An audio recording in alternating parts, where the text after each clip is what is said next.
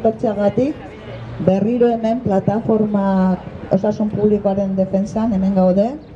Zergatik gaude hemen? Duela izan duguna irratian ere eta medio komunikazioan ere bai.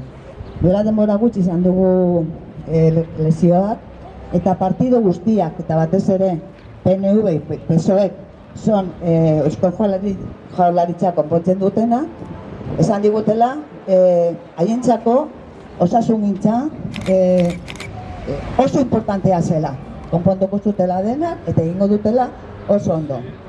Hori pasa ondoren, aurkitzen gara, gezurra esan digutelako, berriro ere murrizketak ari direla egiten, hemen, osasun publikoaren alde, eta gobernu baskoa ez digute ezer kasurik egin. Esan zigutela bai, konponduko zutela, Osakidetza zela lehenengo lehentasuna, eta zer den, eta murrizketa, eta murrizketa, eta murrizketa. Horrezegarri pentsatzen dugu, behin eta berriz, egon behar garela kalean.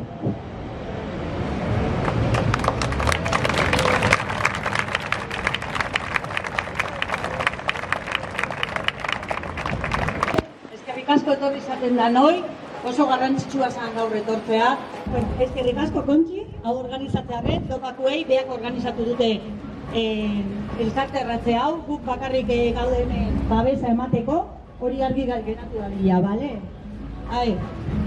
Esan da ben bezala itziarrek, lehen arreta eta gure osasungintza publikoa babestera etorri gara.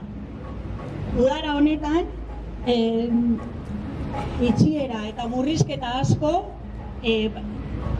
emango dituzte aurrera. Gotzornez Agarduik esan zuen oraindela 2 urte, murrizketak eta kultura aldaketa bat izango zala. Baina hau ez da kultura aldaketa bat. Hau da mediku barik ustea gu herritar guztiok.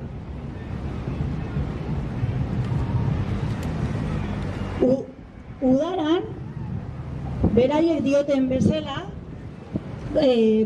badirudi ez garela gaixotzen, baina hori ez da horrela, edozein gaixotu lehike. Orduan, murrizketa horrek ez ditugu ulertzen eta ez dira aurrera eraman behar. Horraitik gaudegu hau hemen.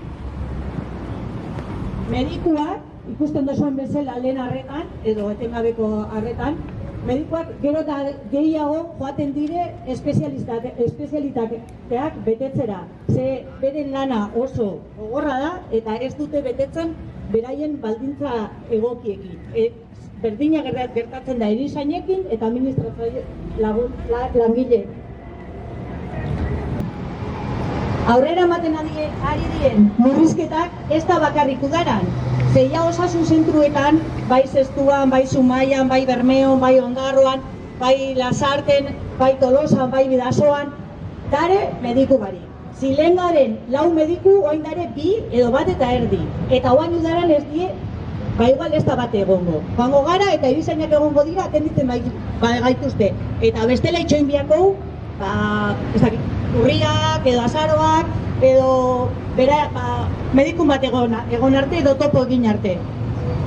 Honek itxen nau, arreta hori kalitatea jeistea.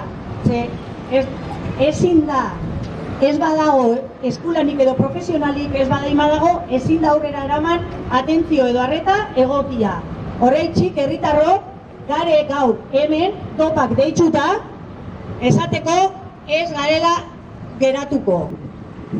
Indarra egingo duguna gure medikuak, gure osasun gintza publikoak, gure erizainak eta gure administratzaileak ondo hartatu gaitezen. Eskerrik asko etortzeagatik. Bueno, aitzakia bidatzen digute esanez, udan langileak oporra hartu behar dituztela. Horrezegatik ari da egiten dena, ez? Murrizketak. Baina gu esaten dugu, noski, langileak bere eskubidea dute. Baina osasuna zer? Ez gaixotzen gara udak? Eta esaten dute, bai, baina jende asko juten da kanpora. Egia da, baina zenba jende tortzen da kanpora onera. Pertsona horiek ez dira gaixotzen? Zer egiten da horrekin? Claro, presentziako urgentziak, pues, se colapsa totalmente. Hori ere, ala da. Gabeko arreka, etengabe kaltetuta, mediku eta erizainez, behar du beti horrituta, egun da santimania, benetan egutzan dira, oiko zeruak, sorbe dezala, Luzaro neure harima, lehen erreta, aproko sustu duteta, denok kale